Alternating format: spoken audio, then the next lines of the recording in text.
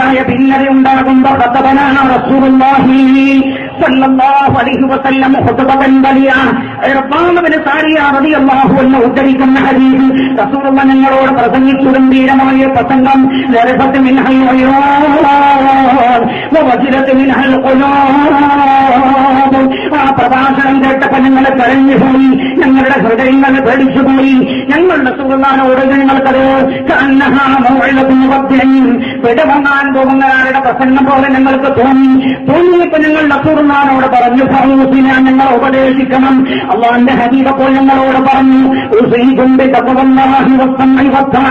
അള്ളാഹുവിനെ തഖ്വ ചെയ്യണമെന്നും പൂർണ്ണമായി കേട്ടനുസരിക്കുകയും ചെയ്യണമെന്നും ഞാൻ നിങ്ങളോട് വസിയ്യത്ത് ചെയ്യുന്നു.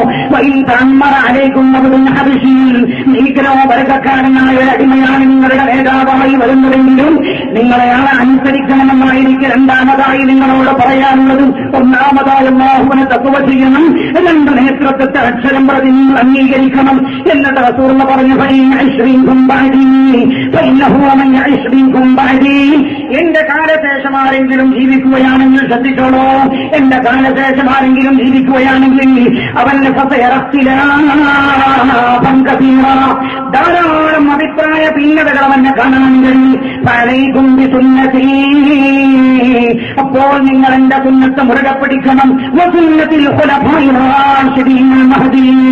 സന്മാർഗസിദ്ധരായ ഖുലഫാഉർ-റാഷിദുകളുടെ സുന്നത്തും നിങ്ങൾ മുറുകെ പിടിക്കണം. റസൂലുള്ളാഹി പറഞ്ഞത് അഭിപ്രായ ഭിന്നത ഉണ്ടാകുമ്പോ എന്റെയും എന്റെ ഖുലഫാക്കളുടെയും സുന്നത്ത് മുറുകെ പിടിക്കണം.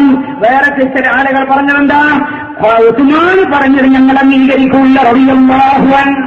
റസൂലുള്ളാഹിന്റെ കാലത്ത് ഒന്നേയുള്ള ഉസ്മാനെ പഴച്ചിട്ടുണ്ട്. ഏത് ഉസ്മാനാ? റസൂലുള്ളാഹിന്റെ കൂടെ സ്വർഗത്തിലുണ്ടെന്ന് പുണ്യനബി പറഞ്ഞ ഉസ്മാൻ റളിയല്ലാഹു അൻഹു. റസൂലുള്ളാഹി പറഞ്ഞില്ലേ, സ്വർഗത്തിന്റെ വാതിലേക്ക് ഞാൻ എത്തി നോക്കിയപ്പോൾ അതിന്റെ കവാടത്തിൽ എഴുതി വെച്ചിട്ടുണ്ട് മഖ്ദൂറുൻ ബിസ്മി ഉസ്മാൻ. എന്റെ ഉസ്മാന്റെ പേര് സ്വർഗത്തിന്റെ കവാടത്തിലുണ്ടെന്ന് നബിയുനാ റസൂലുള്ളാഹി. ആ ഉസ്മാന് പഴിച്ചുപോയി എന്ന് പഴക്കാത്തവരാരാ? ഇവരാണത്രേ. ഇവർക്ക് പഴിച്ചിട്ടില്ല, ഉസ്മാന് പഴിച്ചുപോയി. എത്ര വലിയ അബദ്ധജടിലമായ വാദമാണെന്റെ സഹോദര. റമദാനിലെ തറാവീഹ് റസൂലുള്ളാഹി 8 റക്അത്തെ നമസ്കരിച്ചുള്ളൂ. 20 ഉമറാണ്. അതുകൊണ്ട് ആ ഉമറിനെ ഞങ്ങൾ അംഗീകരിക്കില്ല. തറാവീഹിന്റെ വിഷയത്തിൽ ഉമറിന് തെറ്റുപറ്റിയിട്ടുണ്ട് റളിയല്ലാഹു അൻഹു.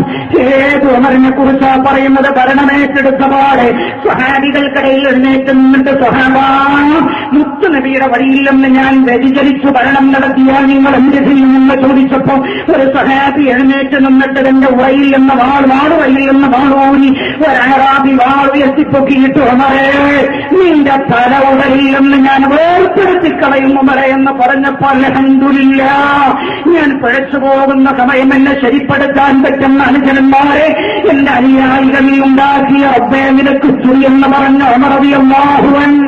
ഉബയ്യ് ഇബ്നു കഅബ് റളിയല്ലാഹു അൻഹുവിന്റെ നേതൃത്വത്തിൽ തറാവീഹ് ഏകോപിപ്പിച്ചപ്പോൾ നിസ്കരിച്ചത് 20 റക്അത്ത്. ഉബയ്യ് റളിയല്ലാഹു അൻഹു നിസ്കരിച്ചത് 20 റക്അത്ത്. സ്വഹാബികൾ റസൂലുള്ളാഹിയിൽ നിന്ന് കാണിച്ചു തന്ന മാതൃകയതാ. 1920-കൾക്ക് ശേഷമാണ് തറാവീഹ് 20 അല്ല 8 ഉള്ളൂ എന്ന് നമ്മൾ കേൾക്കാൻ തുടങ്ങിയത്. അല്ല എന്നും മറിച്ചായിരുന്നു നമ്മൾ കേട്ടതെങ്കിൽ, ആദ്യം കേട്ടതെങ്കിൽ കേരളത്തിലെ പള്ളികളിലൊക്കെ 8 നമസ്കരിക്കേണ്ടത്. പോകട്ടെ, ഞാൻ നിങ്ങളോട് പറഞ്ഞില്ലേ, ഇന്ത്യ രാജ്യത്ത് തന്നെ ആദ്യം നിർമ്മിക്കപ്പെട്ട പള്ളി ഏതാ? കൊടുങ്ങല്ലൂരിലെ പള്ളിയാണെന്ന് ചരിത്രം രേഖപ്പെടുത്തുന്നുണ്ടല്ലോ. കൊടുങ്ങല്ലൂരിലെ പള്ളിയിൽ സ്വഹാബികൾ വന്ന അന്ന് മുതൽ തറാവീഹ് നമസ്കരിച്ചു വന്നത് 20 റക്അത്താണ്. 8 റക്അത്തായിരുന്നുവെങ്കിൽ 8 നമസ്കരിക്കേണ്ടിയിരുന്നത്.